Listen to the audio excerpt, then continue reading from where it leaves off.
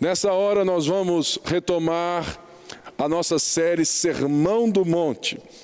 Sermão do Monte é justamente um momento em que Jesus se assentou diante de uma expectativa enorme das pessoas, quando em Mateus 5, Jesus já era de fato muito famoso e havia uma expectativa: será que ele é? Quem será que é esse novo profeta, esse novo rabi? E a multidão estava na expectativa de ouvir o que seria o discurso. Assim como o povo hebreu ouvia a palavra de Deus por meio de Moisés quando ele descia do monte, nós vemos que Jesus já estava operando milagres. Jesus já tinha um ensino reconhecido com autoridade e poder. Por isso, o Sermão do Monte não é um discurso ético-moral para te levar ao céu. O Sermão do Monte, em que nós vemos em Mateus 5, 6 e 7 ou em Lucas 6, é justamente o discurso do rei. Porque nós vemos que quando Deus vem nos salvar, Deus vem para reinar na terra assim como Ele reina nos céus. E nós estamos hoje porque Cristo nos amou, morreu em nosso lugar, ressuscitou ao terceiro dia, e por isso a Bíblia diz que Ele está sentado à destra do Pai. A destra não diz apenas sobre alguém que está sentado à direita como posição, mas a destra diz respeito a alguém que foi concedido a autoridade.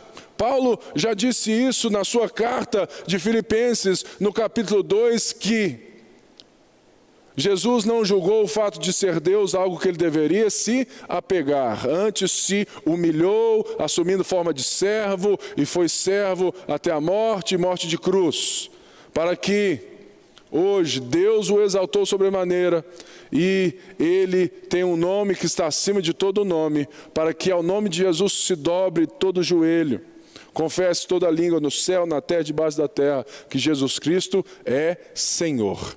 Por isso, o Sermão do Monte, ele não é um sermão moralista, no sentido de que, olha, se você andar segundo esses preceitos, eu vou te salvar.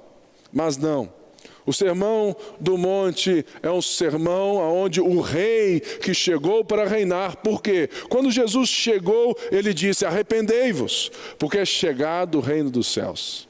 Arrependei-vos, porque o rei chegou. O rei chegou para resgatar aquilo que havia se perdido, porque aqueles que foram criados à imagem de Deus se perderam no processo porque olharam para si.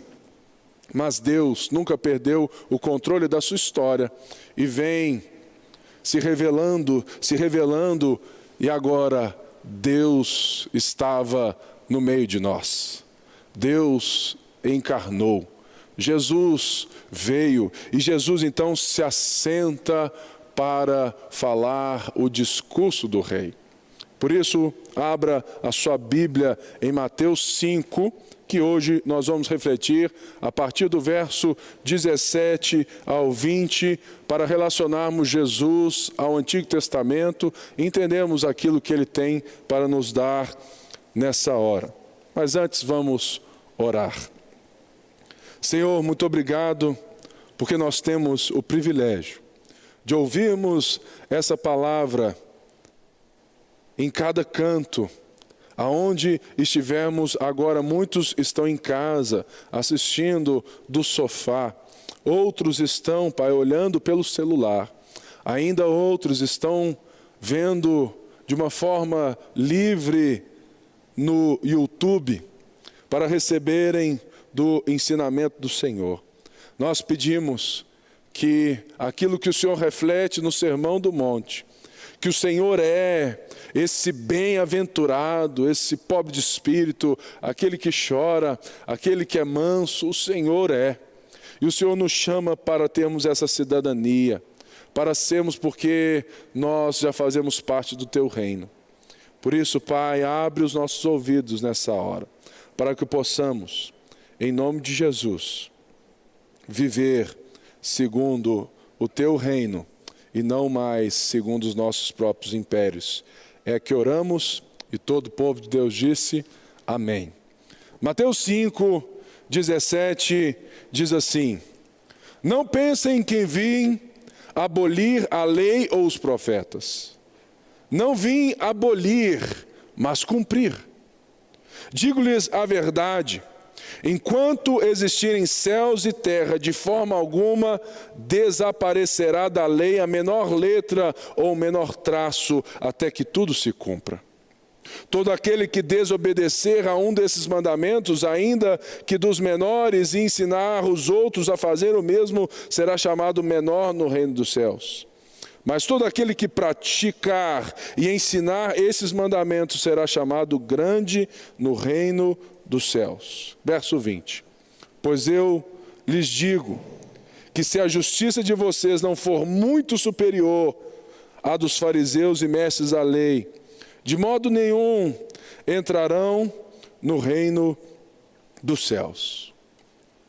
Essas palavras de Jesus estão na sequência daquilo que nós chamamos as bem-aventuranças. Jesus começa o seu discurso para os discípulos e para todos aqueles que estavam ali, a multidão, justamente como o rei que chegou para reinar, estabelecendo novamente o reinado do Senhor, para restaurar todas as coisas, e por isso, na sua primeira vinda, ele morre pelo nosso pecado, mas ele ressuscita ao terceiro dia para nos dar a vida, e Paulo nos diz que Deus nos deu vida com Cristo, quando ainda éramos pecadores.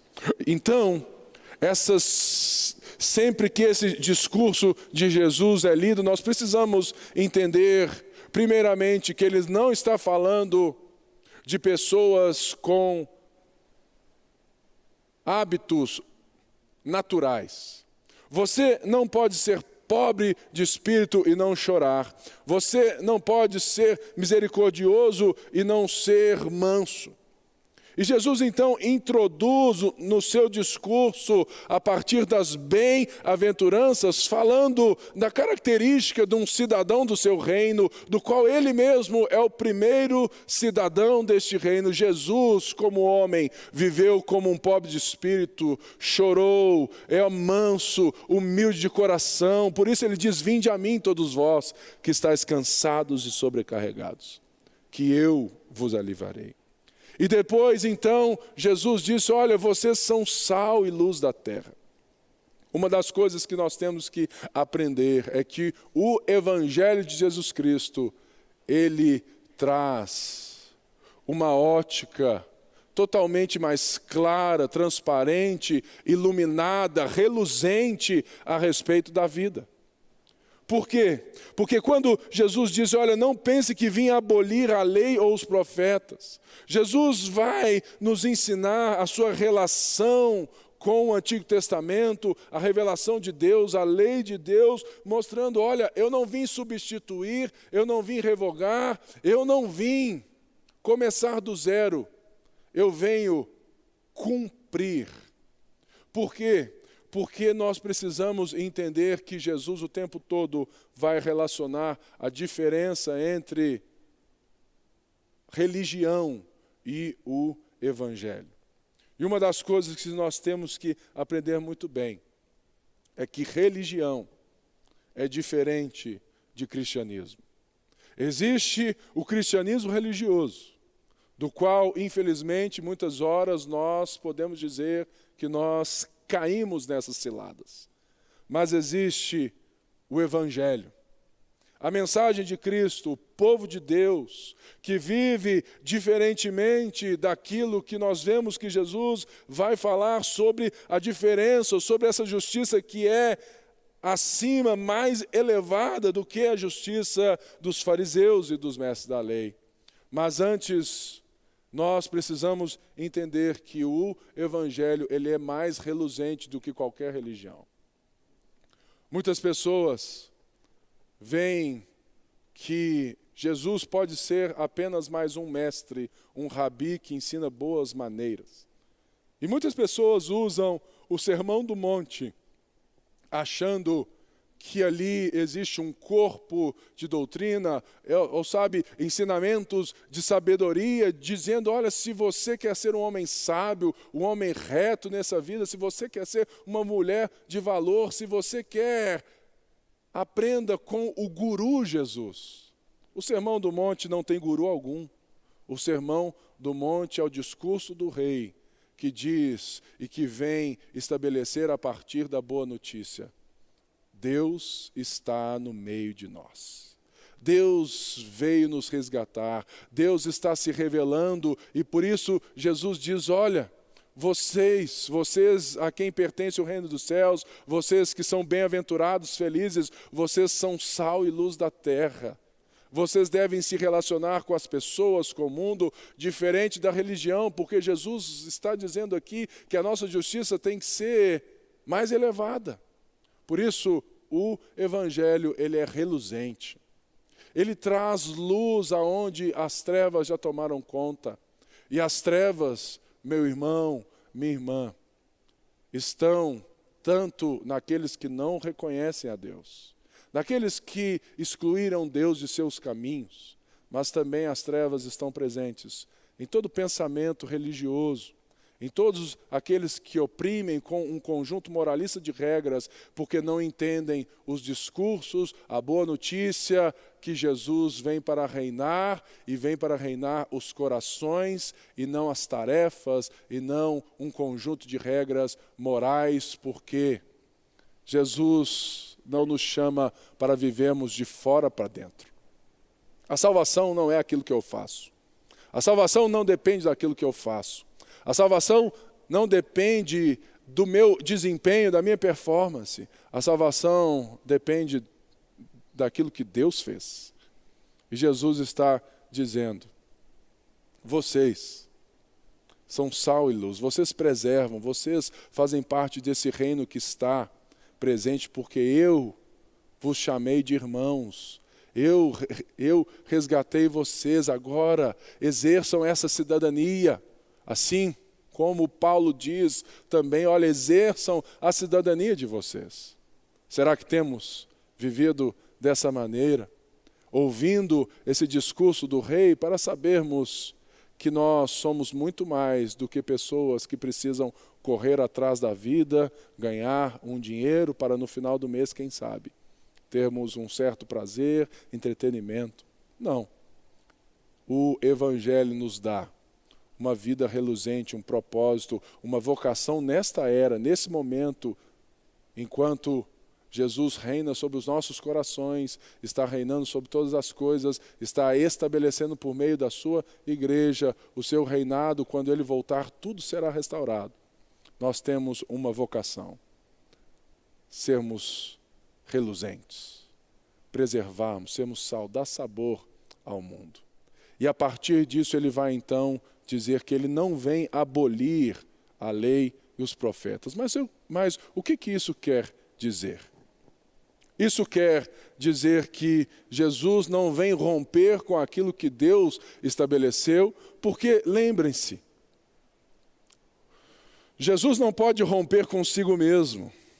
Jesus não pode romper como uma ação que ele mesmo estava presente, porque em Gênesis diz que façamos o homem à nossa imagem e semelhança. Ou seja, João diz que ele era o Verbo, e o Verbo estava com Deus, e o Verbo era Deus. Tudo que foi feito desde o princípio foi feito por meio dele. O que o Antigo Testamento revela, o que a lei mosaica revela, o que os profetas anunciaram, tem tudo a ser e a dizer a respeito de Jesus. Por isso, a palavra abolir deve ser muito bem entendida, que é aquilo que eu jogo fora, aquilo que eu descarto, aquilo que eu não considero mais, aquilo que eu acho que não vale a pena para mim. Infelizmente, nós temos aqueles que pregam muitas coisas, histórias do Antigo Testamento, de uma maneira ainda muito meritória, trazendo, sabe, algo muito pesado, julgando uma carga em nós que o pecado já nos deu. Mas o que Jesus está dizendo, olha, eu não vim abolir, eu não vim descartar, eu vim preencher, eu vim cumprir, eu sou a plenitude daquilo que nós, o próprio Deus, está se revelando, por meio da história. Muitas pessoas não entendem o porquê que a Bíblia é a palavra de Deus. E uma das coisas mais lindas que eu vejo é justamente Deus andando em nossa direção, se revelando da maneira que nós possamos compreender. É por isso que a palavra de Deus está na nossa linguagem, no nosso tempo, na nossa história, entrando na nossa geografia. Deus se fez carne e habitou entre nós. Por isso, Ele é como um pai que se ajoelha para falar conosco, olho no olho, como filhos amados. Por isso, nós temos que entender que Jesus não está aqui para dizer, olha, isso aqui não presta mais, isso aqui não presta mais, mas Ele é a completude daquilo que as Escrituras diziam. Porque em Gênesis 12, Deus prometeu a Abraão, do teu descendente serão benditas todas as nações da terra. Novamente Deus promete e diz a Moisés em Êxodo 19, antes dos 10 mandamentos, Êxodo 20, ele falou assim, olha, se vocês se apegarem a mim, se vocês me obedecerem, eu farei de vocês o meu tesouro pessoal, e vocês serão um reino de sacerdotes, uma nação santa. E nós vemos isso replicado ao povo de Deus como igreja em 2 Pedro 2,9. Olha, vós sois sacerdócio real, nação santa, povo de propriedade exclusiva de Deus. Por isso, a revelação de Deus, a voz de Deus que nós apagamos no Éden, que nós calamos ali em Gênesis, quando em Gênesis 3 diz que nós pecamos, é justamente a voz, o falar de Deus, o revelar de Deus que começa a vir desde Gênesis e se completa para nós em Apocalipse. Por isso, Jesus está dizendo, olha, eu não vim aqui para estabelecer algo novo, eu vim aqui para colocar ordem naquilo que a religião roubou. Por quê? Porque Ele está dizendo, antes de tudo, sobre essa diferença entre a religião e o reino. A religião constrói impérios, a religião divide pessoas, a religião mata. A religião usa a palavra de Deus para outros fins. Mas quando Jesus diz, eu vim para cumprir aquilo que os profetas anunciaram a respeito de mim, eu vim para preencher, é como se esse copo, você chegasse aqui e pedisse, enche esse copo de água, e agora você quisesse tirar todo o copo e deixar a água. Jesus diz, olha, eu vim cumprir, eu vim preencher, eu sou a concretude daquilo que Deus tem falado pela lei mosaica e pelos profetas. Mas, o que então quer dizer, o que diz respeito a nós sobre a lei de Moisés? O que os 10 mandamentos têm a ver? O que o Pentateuco diz respeito a mim e a você? É interessante lembrarmos que o próprio Paulo diz que a lei, em Gálatas 3, ele diz que a lei é um aio para Cristo. A lei, ela conduz a Cristo, portanto, a lei tem algumas características que fazem com que Cristo cumpra aquilo que ela vem dizer. A primeira delas é que a lei ensina a respeito do caráter de Deus. A lei dada por Deus a Moisés, ela nos ensina quem é Deus, a santidade, os padrões, a natureza, a grandeza, o amor, a justiça, a compaixão. A lei vem para estabelecer, ensinar, revelar às pessoas quem é esse Deus que está se movendo em nossa direção. quando ele chama Abraão e diz: olha, do teu descendente serão benditas todas as nações da terra. Por isso, o Pentateuco, os profetas, os livros históricos, sabe, todos esses livros, os Salmos, Provérbios, Jó, Eclesiastes, são de fato aquilo que Deus está nos ensinando a respeito de quem Ele é e como Ele está interagindo, intervindo para a salvação e para abençoar todas as nações da terra. Por isso, Ele promete em Gênesis. Ele diz a Davi que ele vai levantar um rei segundo seu coração. E ele promete ao profeta Isaías também. E ele termina no profeta João, como a voz que clama no deserto: preparai os caminhos do Senhor. E João então encerra aquilo que nós chamamos da antiga aliança, Antigo Testamento, que serve primeiramente para ensinar a respeito de Deus, mais especificamente o Pentateuco, a lei mosaica ali. A segunda coisa que nós aprendemos com a lei é que nós somos incapazes de cumpri-la. E é por isso que ele estabelece na sua lei como aqueles irão sacrificar animais para receber perdão. Por quê? Se fosse ao homem capaz, se nós fôssemos capazes de cumprir, de chegar no padrão, nos parâmetros, na santidade de Deus, no caráter, corresponder com aquilo que Ele é, estarmos diante dEle sem culpa, sem medo, sem vergonha, nós não necessitaríamos que a lei nos pedisse toda uma lei cerimonial de culto, do qual foi cumprida em Cristo, o Cordeiro de Deus que tira o pecado do mundo. Por isso, a lei cerimonial, os sacrifícios, tudo aquilo foi cumprido em Cristo, porque Ele é o Cordeiro de Deus, que tira o pecado do mundo. Ele é aquele que pode, porque sangue de bois, de pombas, sangue de qualquer animal, de um cordeiro, por mais que ele seja imaculado, não conseguem resgatar o coração do homem para Deus, só conseguem dizer: é uma sombra, é um começo, é um caminho. Por isso que Paulo diz: a lei é um condutor para Cristo, porque quando a gente olha a grandeza de Deus, quando a gente entende o seu tamanho, a sua santidade, a sua beleza, a sua criação, e quando a gente vê que nós somos pecadores, que nós somos incapazes de vivermos com Ele, nós precisamos de intermediação, de sacrifício. A pergunta é justamente aquilo que eu assistia quando era bem pequenininho, ao ver Chapolin. E agora, quem poderá me defender? Quem poderá nos defender diante de tamanha grandeza e santidade, diante de um mundo que foi criado, e quando nós vamos tentar obedecer essa lei, a gente se pega nos tornando religiosos. É por isso que a lei, ela é um condutor para Cristo, e por isso que Jesus diz: eu não vim abolir a lei, eu vim preencher, eu vim cumprir, eu sou a chave, eu sou a concretude, eu sou o Messias.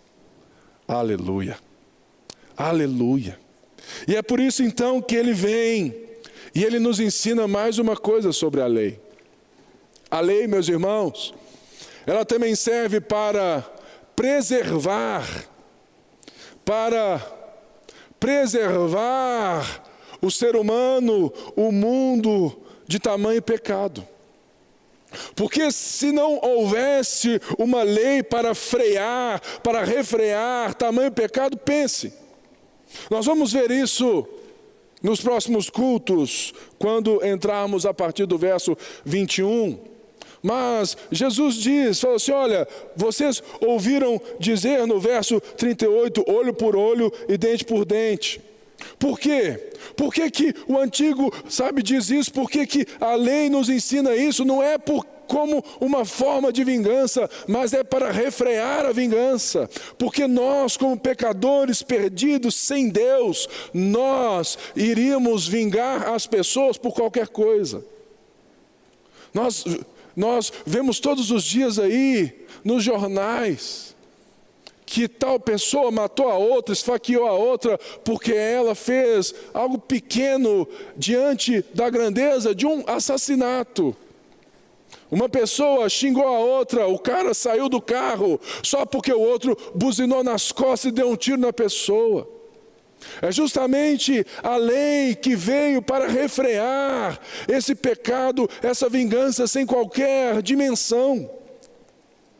Ela vem para de fato colocar as pessoas numa atenção para o momento que Cristo chegasse, e esse momento chegou.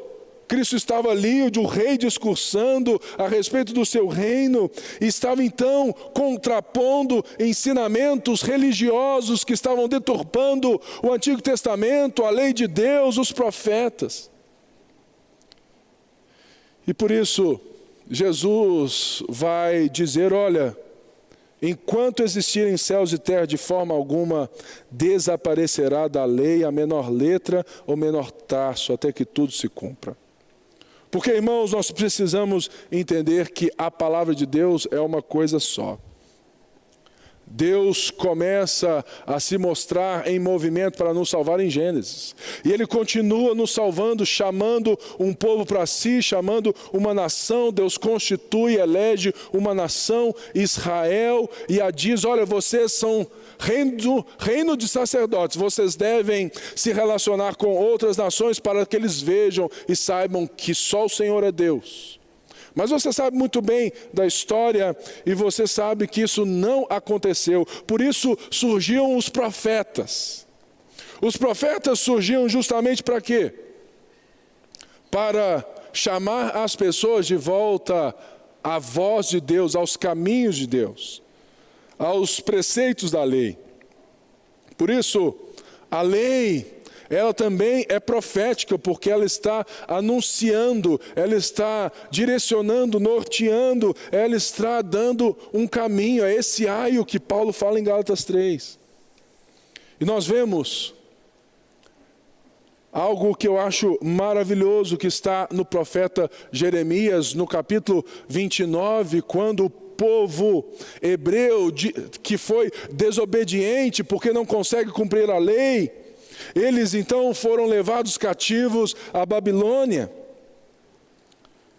E o movimento abençoador, o chamado, a vocação do povo de Deus de abençoar as pessoas e de não construir muros, continua quando ele diz, olha, eu coloquei vocês na Babilônia, eu deportei vocês, eu levei vocês até aí, por isso,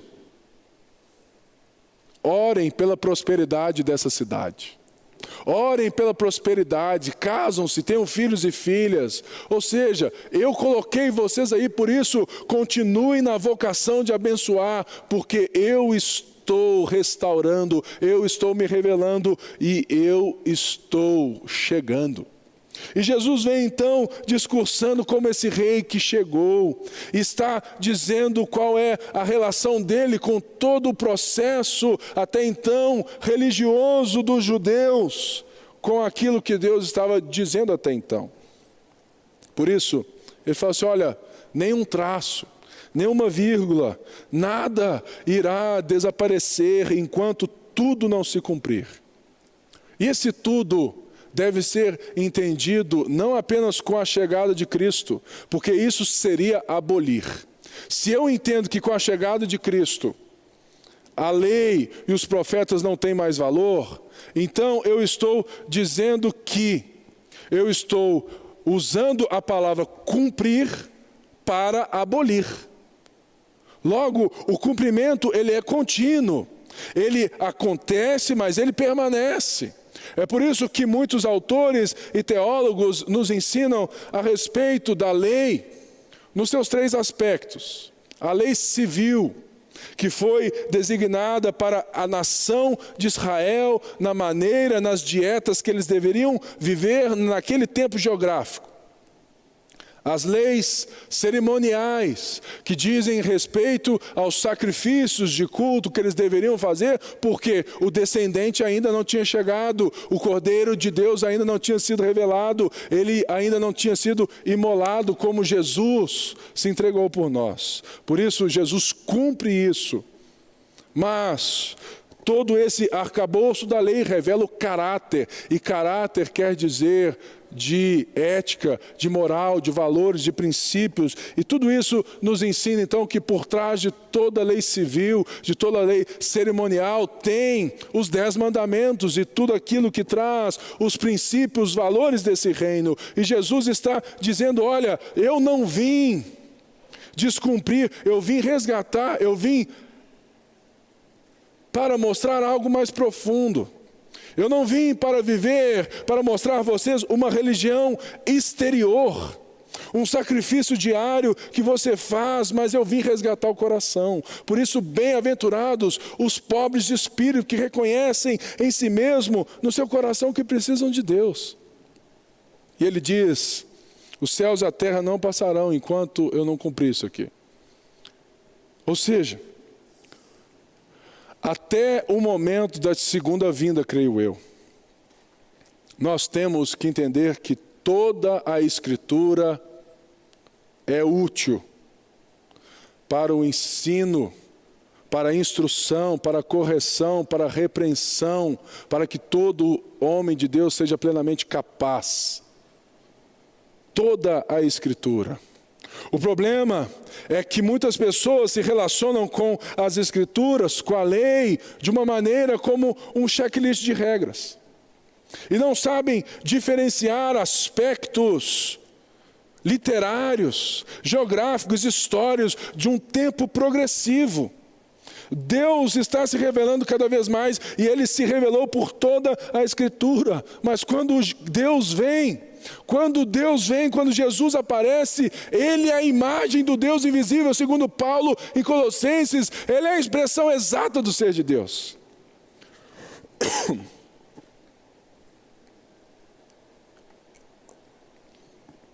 E esse descendente está resgatando, chamando um povo para si, não apenas dos judeus, mas de todas as nações da terra.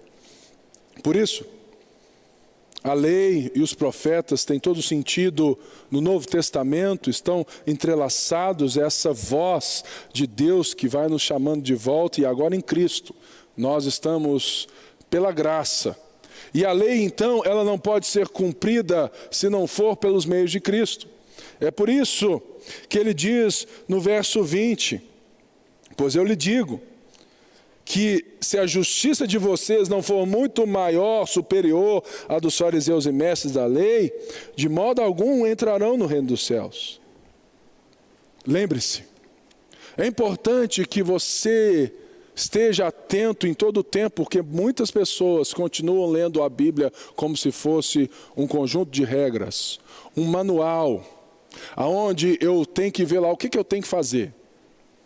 Então, se eu conseguir fazer, Deus me aceita.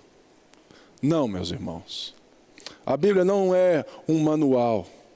A Bíblia é um livro que diz respeito de um Deus que entrou na nossa história, um Deus que veio ao nosso encontro, está restaurando céus e terra, está reinando sobre nós, para que um dia, quando Jesus voltar, haverão novos céus e nova terra. Portanto, não diz respeito a uma justiça que eu tenho que fazer pelas minhas próprias forças. Por isso que Jesus diz que nós somos luz como algo mais reluzente do que a religião. E ele então está dizendo, olha, sabe, a justiça de vocês deve ser em muito superior aos desses religiosos. Mas você chega e fala assim, Pipe, mas eles não eram homens de Deus? A religião é traiçoeira. Ela consegue pegar todos aqueles que começam a se achar detentores de alguma coisa que só Deus pode fazer. Quantas vezes, irmãos, nós pastores, líderes de célula, quantas vezes eu mesmo no meu quarto peço, Deus me livra desse coração religioso. de achar que por ser usado por Deus, por ter talentos de Deus, por ter carismas de Deus, eu posso merecer alguma coisa e posso fazer com que Deus me aceite. Mas não. A nossa justiça, a nossa maneira de vivermos essa justiça superior é justamente nas bem-aventuranças que Jesus iniciou esse sermão. Nós só seremos ou teremos uma justiça superior se formos pobres de espírito. E sendo pobres de espírito, reconhecemos que o poder para cumprir essa lei que Jesus cumpriu e que Jesus nos capacita a cumprir a lei de Deus, é justamente essa maneira que nós reconhecemos que não há em nós poder, capacidade para vivermos tamanha grandeza, tamanha beleza, tamanho chamamento. Por isso, os pobres de espírito reconhecem que precisam de Deus, por isso eles choram, porque eles precisam, eles querem se tornar como, eles querem viver aquilo que nós lemos na Bíblia, vendo, puxa, esse Deus é um Deus de amor maravilhoso, compassivo, é um Deus justo, que está me chamando para viver, por isso eu tenho que me entregar para Ele. Por isso eu me torno manso. Manso no sentido de ter novamente, pelo poder do Espírito Santo, que agora foi outorgado a nós quando Jesus foi assunto ao céu, o poder de Deus agora opera dentro de nós, o Espírito Santo opera dentro de nós para que nós possamos viver segundo os mandamentos de Deus. Por isso, não é algo que eu vejo e leio e falo assim, eu tenho que cumprir esse negócio aqui, pastor. Se eu conseguir, a gente encontra lá no céu, esquece esse negócio. É o poder de Deus. O Evangelho é o poder de Deus, Romanos 1, para a salvação de todo aquele que crê. E por isso, porque é uma boa nova, é uma notícia para que todos aqueles que se reconhecem pecadores, pobres de espírito, então recebem poder. E agora Paulo diz que nós estamos assentados com Cristo à direita do Pai. Existe em nós um poder para vivermos essa realidade. Então é por isso que a nossa justiça é superior, porque nós não precisamos de atos religiosos externos para provar o interno. Nós vivemos em santidade, a santidade é um padrão, um valor, um princípio do cristão, porque Deus é santo, sede santo porque eu sou santo. Mas ela não é um pré-requisito para eu alcançar, ela é um privilégio de quem foi alcançado. Por isso, a nossa justiça não está pelo fazer, mas pelo ser. Por quê?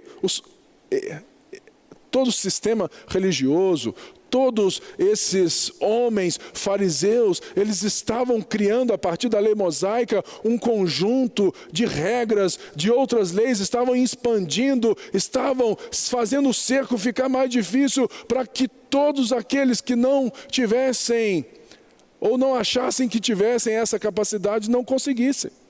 Eles estavam construindo muros e não pontes.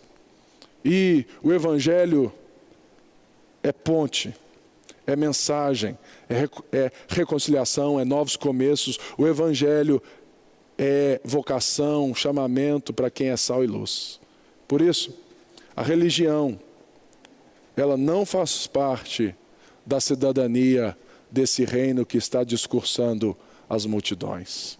E nós precisamos entender que é justamente isso que vai nos mostrar e nos chamar para que possamos ser diferentes dos religiosos.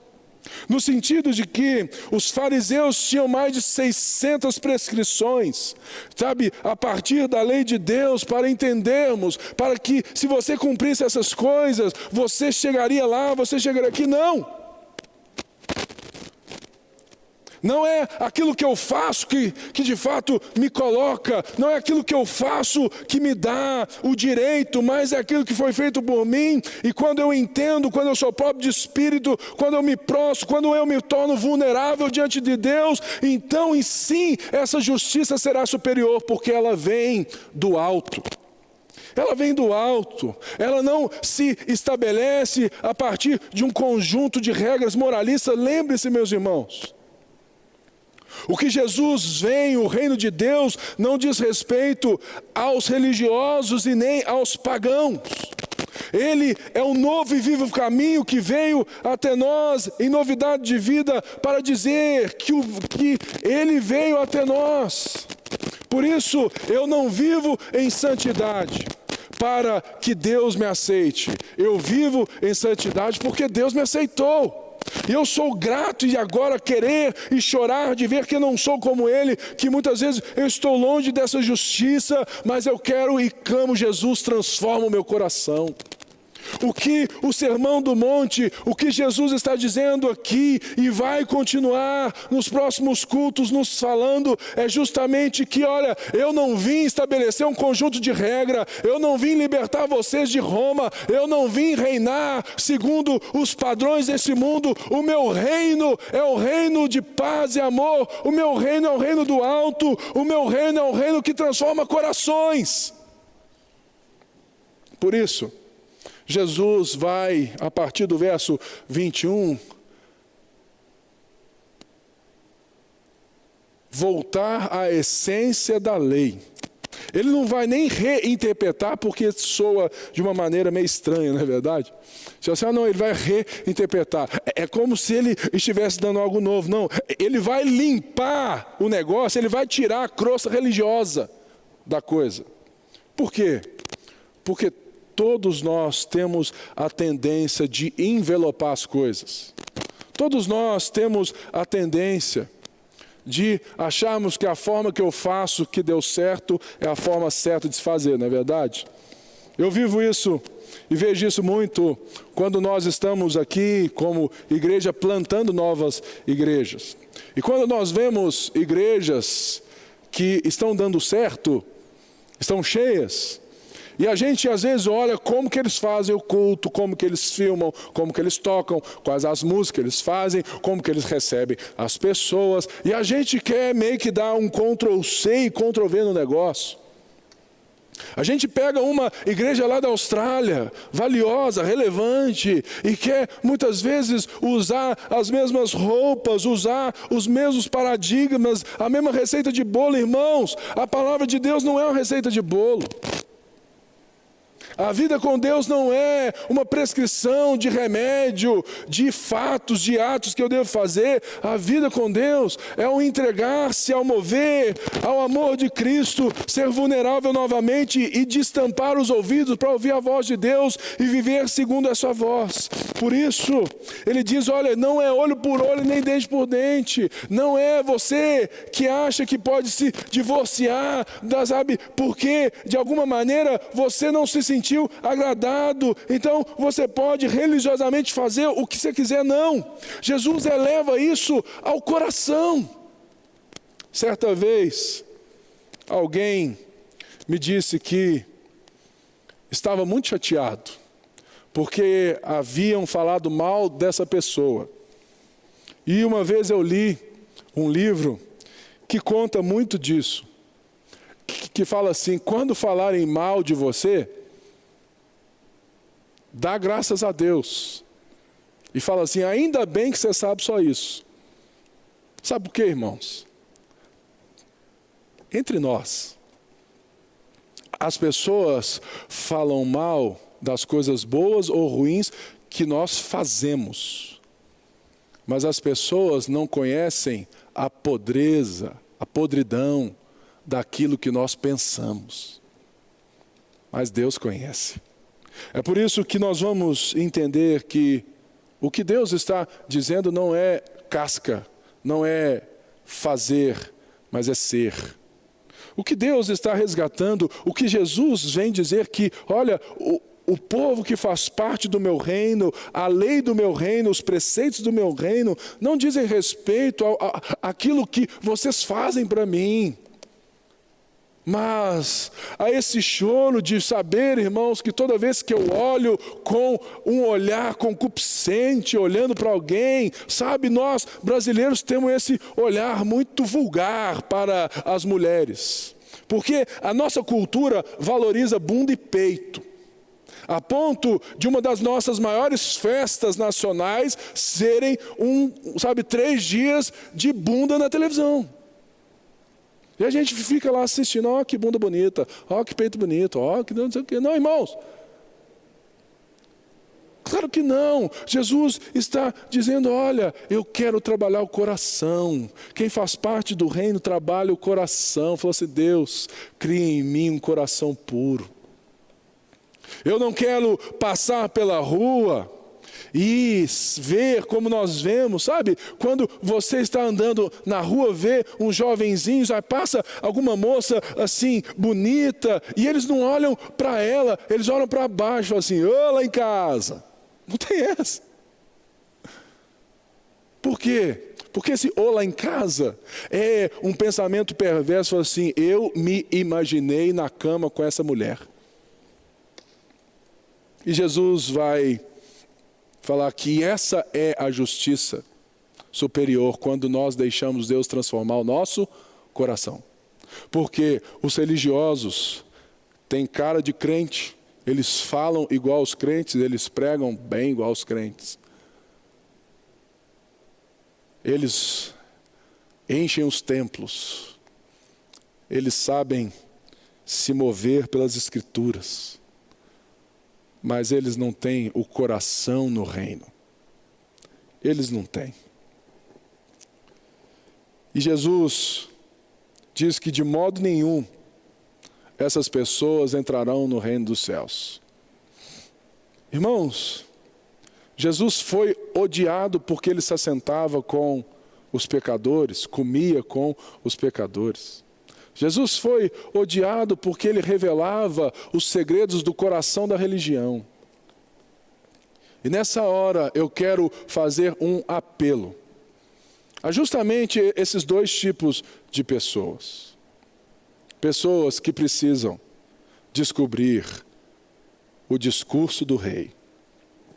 Talvez você está assistindo e você percebe na sua vida que você continua calando a voz de Deus na sua história. Você acha que Deus não existe? Mesmo assim, vive no mundo que Deus criou. Você acha que Deus não fala porque você quer viver as paixões excessivas do seu coração. Mas hoje, o discurso do rei, o rei que chegou, o Deus que se fez carne, você percebeu que Jesus não é uma religião, por mais que muitas vezes façamos dele como tal. E que existe uma mensagem que você ouviu, a mensagem do Evangelho. A boa notícia de que Deus amou o mundo de tal maneira que deu seu Filho unigênito, para que todo aquele que nele crê não pereça, mas tenha vida da era vindoura. Tenha vida agora, eterna. E você quer entregar a sua vida a Jesus. Você que se calou ou calava a voz de Deus até então, mas o Espírito Santo tocou seu coração e você quer se entregar a Ele. Você vai orar junto comigo, dizendo, Senhor Jesus, eu entrego meu coração a Ti. Eu não quero ser casca. Eu não quero ser apenas algo que não tenha valor na eternidade. Eu reconheço o Senhor como Senhor e Salvador da minha vida. Entra no meu coração e transforma a minha história. Amém. Mas existe um outro tipo de pessoa que precisa de encontrar-se com o Rei, que somos, ou que são, os religiosos. Os religiosos são aqueles que vivem no aspecto moral do paganismo. Porque eles dizem ter Deus, eles acham que Ele tem Deus, eles falam em nome de Deus, mas eles não apenas não têm, mas eles afastam as pessoas de Deus. Por isso, talvez você ouviu todo esse sermão para se reconhecer um religioso. Talvez você enxergava a Bíblia como um conjunto de regras, um manual do fabricante, falou assim, se eu viver dessa maneira, é 100%, eu vou funcionar bem. Não, irmãos, a Bíblia não existe porque está tudo certo. A Bíblia é a revelação, é a voz de Deus, é a manifestação de Deus porque alguma coisa está fora da ordem.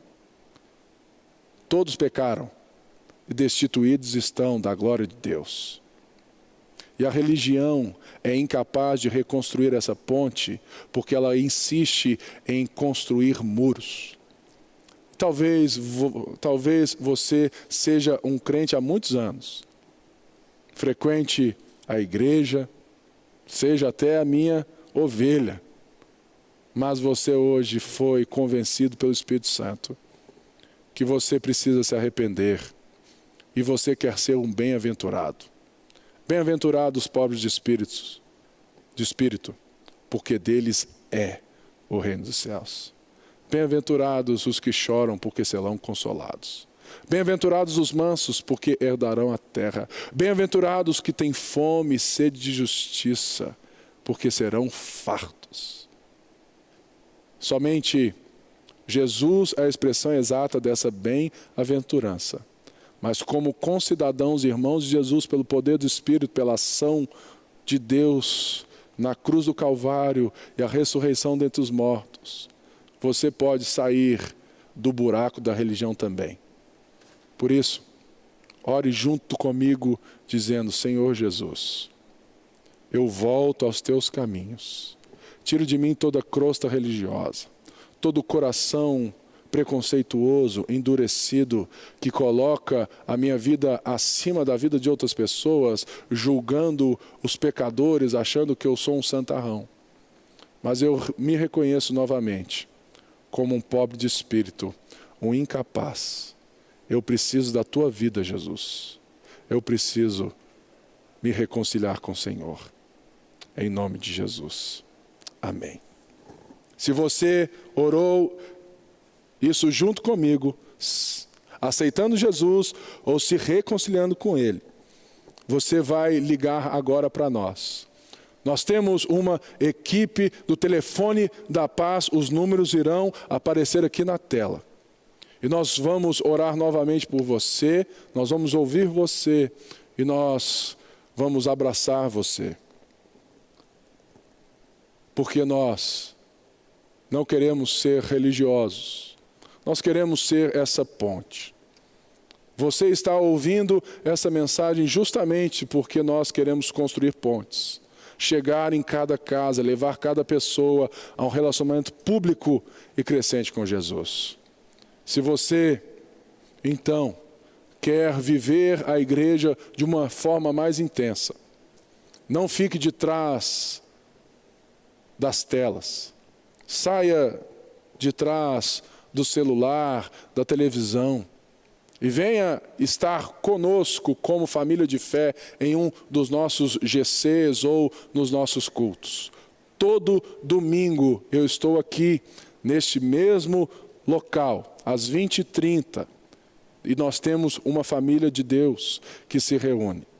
E todos os domingos também nós temos os cultos das 10 horas, das 15 e das 18 também, além daquele que eu estou 20h30. E você pode fazer parte dessa família. Se você não mora aqui em Belo Horizonte, perto de nós, procure uma igreja mais próximo da sua casa. Procure uma igreja saudável e não um conjunto de religiosos. Como que eu sei disso? Leia a Bíblia e faça oração. Leia a Bíblia e faça oração se quiser crescer. Deus te abençoe.